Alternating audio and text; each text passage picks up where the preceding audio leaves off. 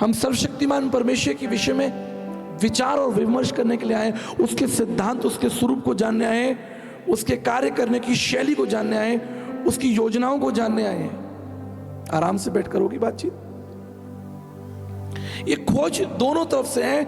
लिखा है कि उसने अब्राहम से कहा कि मैं सर्वशक्तिमान परमेश्वर हूं, मेरे पीछे चल और सिद्ध होता जा। इसका क्या मतलब है? मैं एक व्यक्ति के बारे में आपको बताना चाहता हूं जो मेरे मित्र हैं। उनकी बड़ी सुंदर गवाही है। जैसा मुझे परमेश्वर के दास, आदरणीय प्रभु के दास ने बताया कि उनकी कलीसिया में किस तरह के लोग हैं या किस तरह की लोगों में वो काम करते हैं, उनकी जिज्ञासा, रुचि है, तो उसी से मिलता जुलता एक किस्सा मैं आपको बताता हूं। मेरे एक मित्र हैं, आज वो मित्र हैं, उन्होंने मुझे अपनी गवाही बताई कि वो एक चोर थे और वो घरों में चोरियां करते, साइकिल चुराते, मोटरसाइकिल चुराते, कार चुराते, भयानक चोर थे वो। एक दिन उन्होंने और उनके मित्रों ने मिलकर एक ट्रक चुरा लिया। हरियाणा की बात है, ट्रक चुरा लिया। अब ट्रक बड़ा वाहन है, उसे कहां छिपाएं? तो उसको छिपाने के लिए वो उसे एक जंगल के किनारे ले गए। अब चोरी के बाद थोड़ा हृदय में भी एक भय रहता कि भाई कहीं पुलिस पीछे ना लगी हो। तो उन्होंने 3 दिन तक उस ट्रक को एक जंगल के किनारे छिपा के रखा। अब 3 दिन में उनको भोजन भी चाहिए, पानी भी चाहिए। तो पास में एक चाय की दुकान थी। उस चाय वाले ने नोटिस किया कि भाई ये ट्रक यहां 3 दिन से खड़ा है और ये लोग इस ट्रक में बैठे हैं, माजरा क्या है? तो उसने हिम्मत जुटाई और वो उनसे पूछने गया। बोला, भाई साहब, आप लोग 3 दिन से यहां पर हो, सब कुछ ठीक है, आपका ट्रक खराब है, आप बीमार हैं, किसी चिंता में हैं, क्या मेरी कोई सहायता आपको चाहिए? मैं आपकी मदद कर सकता हूं। बोला कि आप हमें चाय पिला दीजिए, बिस्किट खिला दीजिए, चलो भाई। तो उनमें थोड़ी मित्रता हो गई, थोड़ा सद्भाव हो गया भाई, चाय वाले में और ये चोरों के बीच में। तब धीरे धीरे पता चला कि भैया वो वाहन तो उन्होंने चुराया हुआ है, चोरी किया हुआ है।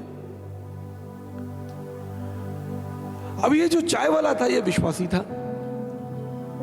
ये प्रभु का जन था।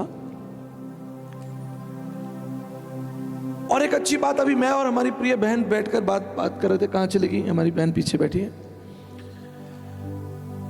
तो विषय ये हो रहा था कि जो व्यक्ति आत्माओं को जीतता है वो बुद्धिमान है।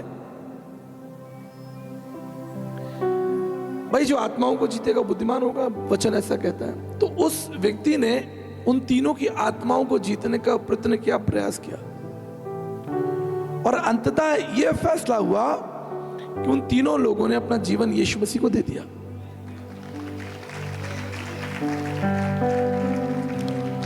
फिर भैया अब ये 3 से 4 लोग, पहले 3 थे, अब 4 हो गए। इन 4 लोगों ने हिम्मत की और उस व्यक्ति के पास में गए थे जिसका ट्रक था, उनके पैरों में गिर पड़े। बोले, भैया हम गए थे, आए थे जब पहले तो चोर के रूप में आए थे, आपका ट्रक चुरा के ले गए थे, लेकिन हम बदल गए और भैया ये आप अपना ट्रक संभालें। तो उस व्यक्ति को बड़ी हैरानी हुई।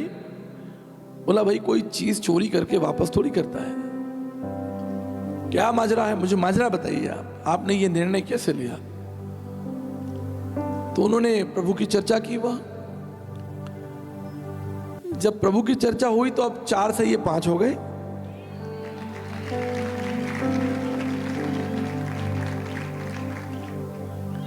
हमारा परमेश्वर ऐसे ही काम करता है,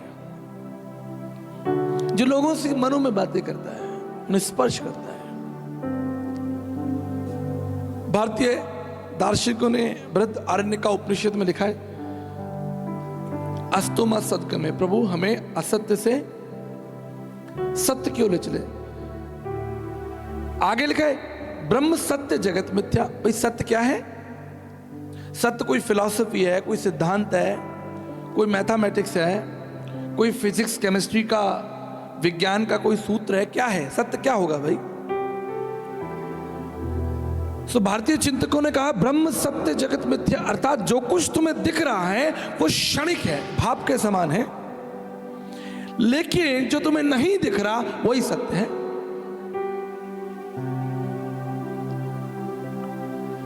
और जो नहीं दिख रहा वही महत्वपूर्ण है। और मैं आपको सिद्ध कर देता हूं भाई, मुझे आप देख रहे, आप मुझे देख रहे, ये जो दिख रहा है ये सत्य नहीं है, इसके अंदर जो आत्मा है वो सत्य है। क्योंकि यदि आत्मा ना हो तो शरीर तो नीचे गिर जाएगा।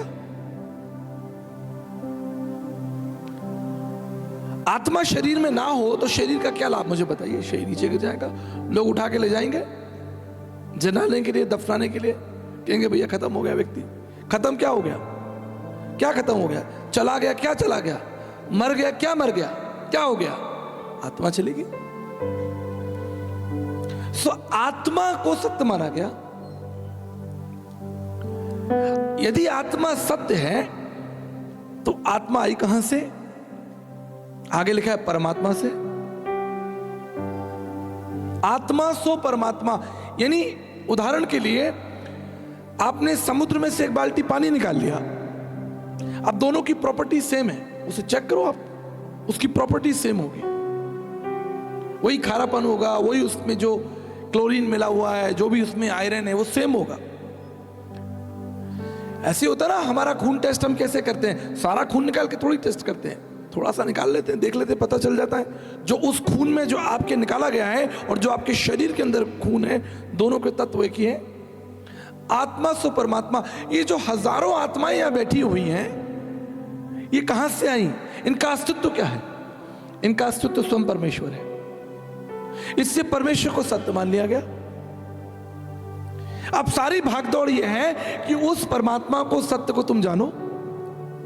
सारी शक्ति, सारे बल, सारा प्राण, सारा धन, सारी योग्यताएं इस बात में लगा दो कि तुम्हें उस परमात्मा का दर्शन हो जाए। और जिससे उस परमात्मा का दर्शन हो गया उसे मोक्ष मिल गया, उसका जीवन बदल गया। और इसे हम सिद्ध कर लेते हैं। भाई हम में से बहुत सारे लोग पढ़े लिखे, मैं साइंस का स्टूडेंट हूं, ट्रिग्नोमेट्री मैथ का सब्जेक्ट है, तो ट्रिग्नोमेट्री में लास्ट में हम लिख देते हैं हेंस प्रूफ, सिद्ध हो गया, formula cos theta sine theta, हम सिद्ध कर देते हैं उसको। अब देखते हैं परमेश्वर के वचन, पवित्र शास्त्र बाइबल में से कि ये परिवर्तन, ये सिद्धता कैसे आती है। इसका कोई उदाहरण हो, इसका कोई उदाहरण चाहिए तो हम उदाहरण देखेंगे लूका की इंजील उसके 19 अध्याय में। लूका की इंजील उसके 19 अध्याय में, और यहां पर एक व्यक्ति की कहानी है जिसका नाम जकई है। आमतौर पर तो छोटे बच्चों को ये जकई बकई सिखा दिया जाता है, लोग खुश हो जाते हैं कि भाई हमने बच्चों को जकई की कहानी सुना दी। ये कहानी बच्चों के लिए नहीं है, ये बड़ों के लिए है। बच्चे थोड़ी चोरी कर रहे हैं, बच्चे थोड़ी टैक्स की चोरी कर रहे हैं, बड़े कर रहे हैं, जमीनों पे कब्जा बड़े कर रहे हैं, झगड़ा मारपीट बड़े कर रहे, कोर्ट कचहरियां बड़े कर रहे, छोटे बच्चे थोड़ी कर रहे हैं। हम सोचते हैं कि हमने बच्चों को ये कहानी सुना दी, हमारा संडे स्कूल का कार्यक्रम पूरा हो गया। ये कहानी पहले बड़ों को सुनानी चाहिए, बड़ों को ज्यादा जरूरत है। अधिकारियों को, बैंक मैनेजर्स को, तमाम जो समाज में सेवाएं दे रहे हैं, डॉक्टर, इंजीनियर, साइंटिस्ट, वकील, ये कहानी उनके लिए है। आप कल्पना कीजिए अगर भ्रष्ट वकील हो, भ्रष्ट डॉक्टर हो, बैंक मैनेजर, जो ऊंचे पदों पर बैठे हैं, जो समाज का नेतृत्व कर रहे हैं, अगर वो भ्रष्ट होंगे तो समाज का स्वरूप क्या होगा भाई? इसलिए इस कहानी को चौराहों पर खड़े होकर सुनाओ, दुनिया को बताओ कि बाइबल एक ऐसे व्यक्ति के बारे में बात करती है जो सबसे ज्यादा भ्रष्ट था। अब मैं आपको जकई के बारे में थोड़ा सा बताना चाहता हूं कि ये जकई कोई साधारण व्यक्ति है, ऐसा कोई व्यक्ति नहीं था चुंगी लेने वाला, कहीं पेड़ के नीचे बैठा है चुंगी लेने के लिए टेबल लगा के। ये खतरनाक व्यक्ति था। He was a corrupt politician. He was a big fraud. लगता है ना कभी एक जगह था, चुंगी लेता था, ऐसा लग रहा है किसी पेड़, पीपल के पेड़ के नीचे बैठा,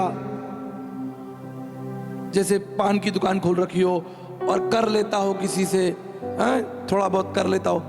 He was a fraud. और कारण आपको बता देता हूं। किसी भी सरकार को चलाने के लिए, क्योंकि मैं भारतीय दर्शन का छात्र हूं, समाजशास्त्र मेरा विषय है बाइबल के अलावा, इसलिए मैं लोगों को प्रेरणा देता हूं कि आप गुरुकुल ज्वाइन कीजिए और समाज के अन्य हिस्से और भागों पर भी अध्ययन कीजिए, तब आपको पता चलेगा। किसी भी देश की सरकार को चलाने के लिए दो आदमी महत्वपूर्ण चाहिए सरकार को। एक चाहिए उनको खास आदमी जो सुरक्षा प्रदान कर सके, जो चीफ सिक्योरिटी ऑफिसर हो। सबसे खतरनाक व्यक्ति चाहिए, सबसे चालाक व्यक्ति चाहिए, जो देश की या समाज की, ये विश्वव्यापी मैं आपको बता रहा हूं, बड़े बड़े जो राजा जब लड़ाइयां करते थे, बड़े बड़े राजा जब युद्ध पर जाते थे तो सबसे खतरनाक सेनापति चुना जाता था, जिसे मृत्यु का भय ना हो, जो गर्दनें काट दे लोगों की, जो राजा का सबसे वफादार हो, जिसे किसी की हत्या करने में, किसी को मार डालने में किंतु परंतु ना सोचना हो। सबसे मुख्य व्यक्ति चाहिए।